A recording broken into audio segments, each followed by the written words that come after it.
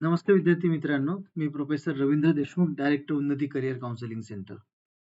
ज्या विद्यार्थ्यांनी cap round 1 engineering ॲडमिशनसाठीचे allotment म्हणजे प्रेफरन्स फिलिंग केली होती, चॉईस फिलिंग केली होती, त्या विद्यार्थ्यांची अलॉटमेंट ही आता दिसलेली आहे. अलॉटमेंट लेटर कसं डाउनलोड करायचं याचं लिंक, त्याचप्रमाणे ती डाउनलोड कशी करायची याची प्रोसिजर ही आपण ग्रुपमध्ये शेअर केलेली आहे ऑलरेडी. आता त्याचप्रमाणे तुम्हाला अलॉटमेंट लेटर समोर आल्याच्या नंतर आपल्याला काय काय स्टेप्स करायचे आहेत, काय काय डिसिजन्स घ्यायचे आहेत, तर याच्या संदर्भात आपण हा व्हिडिओ बनवत आहे. सर्वप्रथम तर आपण जे चॉईस फिलिंग किंवा ऑप्शन फॉर्म भरला होता त्याच्यातलंच एक ऑप्शन आता प्रत्येक विद्यार्थ्याला मिळालं असेल. ते मिळालेलं ऑप्शन हे आपल्यासाठी योग्य आहे की नाही आहे, तेच आपलं फायनल ड्रीम होतं का, की बाबा आपल्याला अजून याच्यापेक्षा बेटर ऑप्शन किंवा अजून चांगलं आपल्याला बेटरमेंट बघायचं आहे. तर अशासाठीची आता इथून पुढची प्रोसिजर आपल्याला करायची आहे. तर सर्वप्रथम तर आपल्याला तुम्हाला जे काही सीट अलॉट झालेली आहे ती एक्सेप्ट करणं सर्वात महत्वाचं आहे. ते एक्सेप्ट करण्यासाठी उद्यापासून म्हणजे 3 तारखेपासून तर 5 तारखेपर्यंत आपल्याला सीट एक्सेप्टन्स करायचं आहे. तर सीट एक्सेप्टन्स म्हणजे तुम्हाला ते सीट्स मिळाल्याच्या नंतर ती घ्यायची असो की नसो, जर सीट तुम्हाला मिळालेली असेल तर ती सीट एक्सेप्ट करणं आपल्याला पहिले गरजेचं असते. तर उद्यापासनं म्हणजे 3 तारखेपासून 5 तारखेपर्यंत आपल्याला हे सीट एक्सेप्टन्स करायचं आहे. त्याच्यामध्ये आपल्याला काही 2-3 स्टेप्स करायचे. त्या म्हणजे सर्वप्रथम त्यातली आहे self verification of the seat allotment. म्हणजेच काय, की तुम्हाला जी सीट अलॉट झालेली आहे त्याचं सेल्फ व्हेरिफिकेशन आपल्याला करून घ्यायचं आहे, की ज्यामध्ये आपल्याला स्वतःचं सेल्फ डिक्लेरेशन देणं गरजेचं आहे, की बाबा मला ही सीट जी मिळालेली आहे ती मीच टाकली होती किंवा मला जी मिळालेली सीट आहे, तर ती मला एक्सेप्ट आहे म्हणून. ओके. त्याच्यानंतर एक्सेप्ट डिक्लेरेशन अँड क्लेरिफाय. आता याच्यामध्ये या स्टेप्सला आपल्याला काय करायचं, सर्वात प्रथम तर सेल्फ डिक्लेरेशनला आपल्याला क्लिक करून टाकायचंय.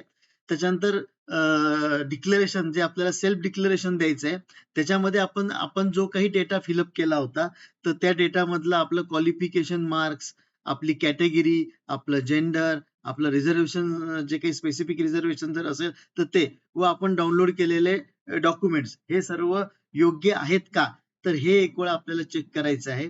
आणि ते जर असेल तर त्याच्याबद्दलचं सेल्फ डिक्लेरेशन आपल्याला इथे द्यायचं आहे.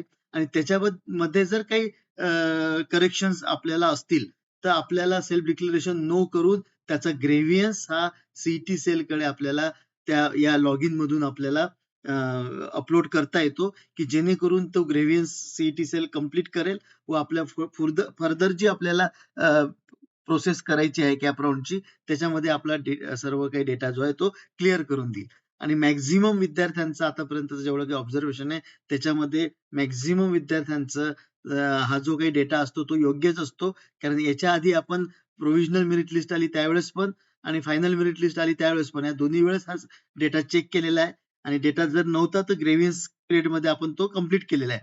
त्यामुळे उन्नती करिअर काउन्सिलिंग सेंटरला जॉईन असणाऱ्या कुठल्याच विद्यार्थ्याचा या डेटामध्ये कुठल्या प्रकारचे प्रॉब्लेम्स येत नाहीत.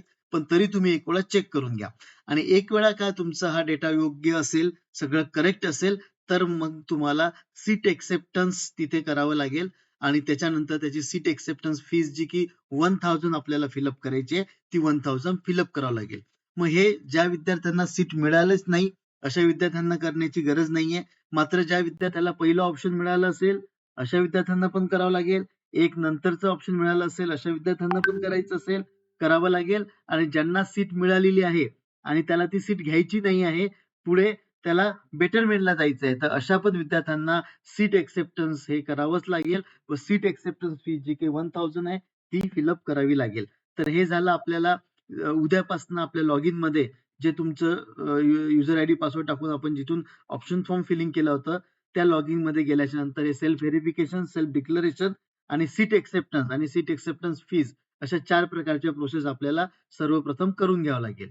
आता हे 4 प्रकारच्या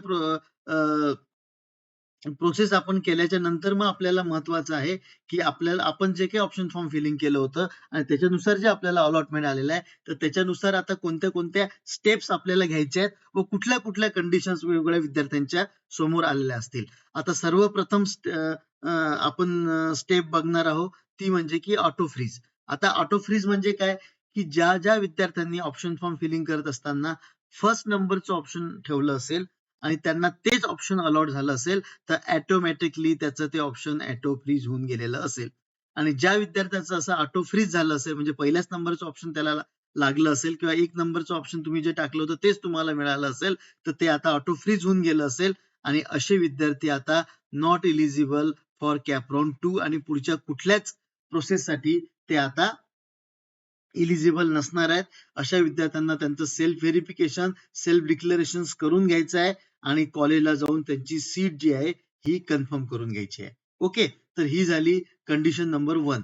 पहिल्या कंडिशन मध्ये काय आहे की ज्या विद्यार्थ्यांना पहिल्याच नंबरचं ऑप्शन मिळालं असेल अशा विद्यार्थ्यांना ऑटो फ्रीज ते झालं असेल अशा विद्यार्थी आता फर्दर प्रोसेससाठी इलिजिबल नाहीये. त्यांना सेल्फ व्हेरिफिकेशन, सेल्फ डिक्लेरेशन करून घ्यायचं आहे, सीट एक्सेप्टन्स फीज फिलअप करायची आहे व कॉलेजला 3 तारखेपासून ते 5 तारखेपर्यंतचं जे शेड्यूल आहे तिथे फिजिकल रिपोर्टिंग करायसाठी जायचं आहे. तिथे तुमचे सर्व जे डॉक्युमेंट्स आपण अपलोड केले होते हे सर्व ओरिजिनल डॉक्युमेंट सोबत घेऊन जायचं आहे. सोबत त्या कॉलेजचं जी काही फीज आहे तो डीडी किंवा आरटीजीएसच्या स्वरूपात त्यांना ती फीज द्यायची आहे. ही फीज व तुमचे डॉक्युमेंट्स तिथे व्हेरीफाय होतील. त्याच्यानंतर तुम्हाला एक तिथनं लेटर दिलं जाईल सीट कन्फर्मेशनचं व तुम्ही जी काही फीज भरली त्या फीजची रिसिप्ट दिल्या जाईल आणि सीट कन्फर्मेशनचं लेटर तुम्हाला मिळालं म्हणजे तुमची ऍडमिशन प्रोसिजर ही कम्प्लीट झालेली आहे व तुम्ही आता या कॅप प्रोसेस मधनं बाद झालेला आहात. याच्या पुढे तुम्ही कुठल्याच प्रकारच्या कॅप प्रोसेस मध्ये पार्टिसिपेट करू शकत नाही. आता 2 नंबरची जी काही कंडिशन आहे ती काय, किंवा आपल्याला एक सीट अलॉट मिळालेली आहे, तुम्हाला सीट मिळालेली असेल ती पहिली नसून दुसरी, तिसरी, चौथी, पाचवी किंवा कुठल्या पण नंबरची सीट तुम्हाला मिळाली असेल किंवा तुम्ही जे चॉईस दिलं होतं ते चॉईस तुम्हाला मिळालं असेल. मात्र ते जे तुम्हाला चॉईस मिळालं असेल किंवा जे काही ब्रांच किंवा जे काही कॉलेज मिळालं असेल तेच तुमचं फायनल डेस्टिनेशन किंवा ड्रीम कॉलेज आहे. तर अशा वेळेस तुम्ही त्याला फ्रीज करू शकता आणि तुम्ही जर त्याला फ्रीज केलं तर सेम तुम्ही फर्दर प्रोसेससाठी इलिजिबल राहत नाहीत व तुम्हाला त्या कॉलेजला जाऊन तुम्हाला रिपोर्टिंग करावं लागते व तुमचं ऍडमिशन प्रोसेस हे कन्फर्म करावं लागते. सेम तुम्हाला सर्वात प्रथम self verification, self declaration, seat acceptance fees fill up करावी लागेल. त्याच्यानंतर तुम्हाला फ्रीज ऑप्शन सिलेक्ट करावं लागेल. नॉन फ्रीज नाही सिलेक्ट करायचं, फ्रीज ऑप्शन सिलेक्ट करायचं व मी तुम्हाला सांगितल्याप्रमाणे सर्व डॉक्युमेंट्स, त्या कॉलेजचं फीज असं घेऊन तुम्हाला त्या कॉलेजला फिजिकल जॉईनिंगला जावं लागेल व तिथे तुमची ऍडमिशन ही कन्फर्म करून घ्यावी लागेल. ही झाली दुसरी कंडिशन. आता तिसरी कंडिशन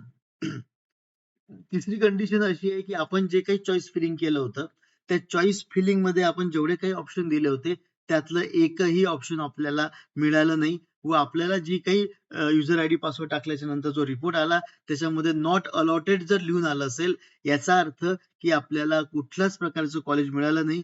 आपण जे काही ऑप्शन दिले होते ते सगळे आपल्या मार्कांपेक्षा हायर दिले होते त्यामुळे आपल्याला कॉलेज मिळालं नाही. तर असे सर्वच विद्यार्थी हे कॅप राऊंड 2 साठी इलिजिबल असतील. कॅप राऊंड 2 चा फॉर्म फिलअप करून आपल्याला थोडे समजून कॉलेजेस फिल करावे लागतील की जेणेकरून आपल्याला कॅप राऊंड 2 ला कॉलेज मिळालं पाहिजे या दृष्टीने. ही झाली तिसरी कंडिशन. आणि चौथी कंडिशन काय ती म्हणजे बेटरमेंट, की जी आपण प्रत्येकच विद्यार्थ्याला सांगतो की जर तुम्हाला पहिल्या ऑप्शन नंतरचं सेकंड, थर्ड, फोर्थ कुठलंही ऑप्शन मिळालं असेल आणि तुम्ही त्याच्यापासून सॅटिस्फाईड नसाल तर तुम्ही बेटरमेंट साठी किंवा त्यालाच आपण नॉन फ्रीज असं म्हणतो अशा नॉन फ्रीज ऑप्शन साठी आपण जाऊ शकतो. आणि नॉन फ्रीज ऑप्शनला जाण्यासाठी तुम्हाला जे काही कॉलेज मिळालं असेल त्याच्यासाठी तुम्हाला पहिले सेल्फ व्हेरिफिकेशन करावं लागेल, त्याचं सेल्फ डिक्लेरेशन द्यावं लागेल, सीट एक्सेप्टन्स फीज पे करावं लागेल आणि त्याच्यानंतर तुम्ही सीट एक्सेप्टन्स फीज पे केल्याच्या नंतर कॅप राऊंड 2 साठी इलिजिबल असणार आहेत. तर अशा प्रकारच्या मॅक्झिमम सर्वच विद्यार्थी ज्यांनी अलॉटमेंट आलेले असेल अशा 4 कंडिशन त्यांच्या समोर असेल. पहिली की त्यांना पहिल्याच नंबरचं ऑप्शन मिळालं असेल तर ते ऑटो फ्रीज झालं असेल, त्यांना त्या कॉलेजला जाऊन ऍडमिशन घेणे गरजेचं आहे.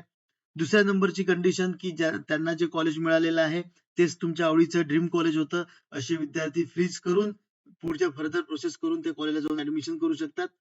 तिसरी कंडिशन की तुम्हाला कॉलेजच नाही मिळालं आहे तर तुम्ही सेकंड राऊंड साठी इलिजिबल आहात.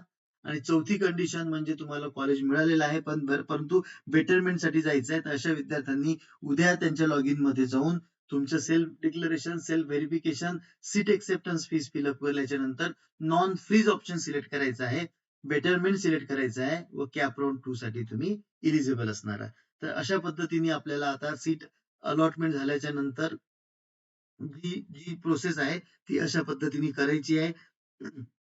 याच्यासाठी काही डेट्स तुम्हाला लक्षात ठेवणं गरजेचं आहे की ज्यामध्ये आपल्याला सीट एक्सेप्टन्स जी सीट मिळाली आहे त्याचं सेल्फ डिक्लेरेशन, सेल्फ व्हेरिफिकेशन व सीट एक्सेप्टन्स हे तुम्हाला 3 तारखेपासून ते 5 तारखेपर्यंत करायचं आहे. व त्याचप्रमाणे ज्या विद्यार्थ्यांचं फ्रीज झालं असेल, ऑटो फ्रीज झालं असेल किंवा ज्यांनी स्वतः फ्रीज केलं असेल अशा विद्यार्थ्यांना इन्स्टिट्यूटला रिपोर्टिंगला 3 तारखेपासून ते 5 तारखेपर्यंत जायचं आहे. याची सगळ्या विद्यार्थ्यांनी नोंद घ्यावी. या रिलेटेड कुठल्या पण प्रकारच्या अडचणी किंवा डाऊट्स तुमच्या असतील तर तुम्ही उन्नती करिअर काउन्सिलिंग सेंटरच्या ऑफिसला व्हिजिट करून तुमचे सर्व डाऊट दूर करून घेऊ शकता व फर्दर प्रोसेस साठी आमची हेल्प घेऊ शकता. Thank you very much.